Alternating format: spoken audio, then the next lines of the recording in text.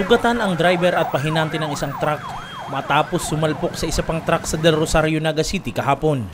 Saksi si Alex Peralta na nasa lugar nang mangyari ang banggaan. Nabigla lang ako, nahiling ko na lang, nakasalpok. Dahil ko nga yung na maluya man, garog suksok man lang sa truck. Salubutan kang dump truck. Sunodan sa naman sinandua. Sa kata intersection, surunodan man sa mga sasakyan. Pag preno sa inutan, nagpreno man si dump truck. Kaso hindi magabat. Dito sa boundary ng Naga City naganap ang isang banggaan ng isang dump truck at isang truck na naglalaman ng mga palay.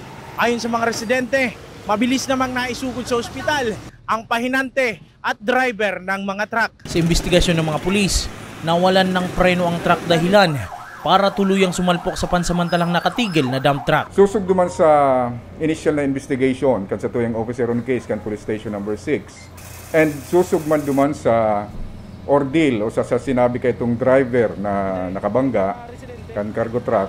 Harayo pa ngaya, several meters away from the boundary to bagang arko duman, nagkupsit ngayon, nagputok niya si sakuyang preno. Ayon sa Naga City Police, bukod sa sentro ng komersyo, masikip na ang daanan sa lungsod, kaya dumarami ang naitatalang insidente sa kalsada. Sad to say, kasi sa totoo lang ang Naga kasi is dayuhon, kan bako lang mga taga-Naga, kundi si mga nearby municipalities and even provinces. Saradit man lang ang tinampukan syudad ng Naga.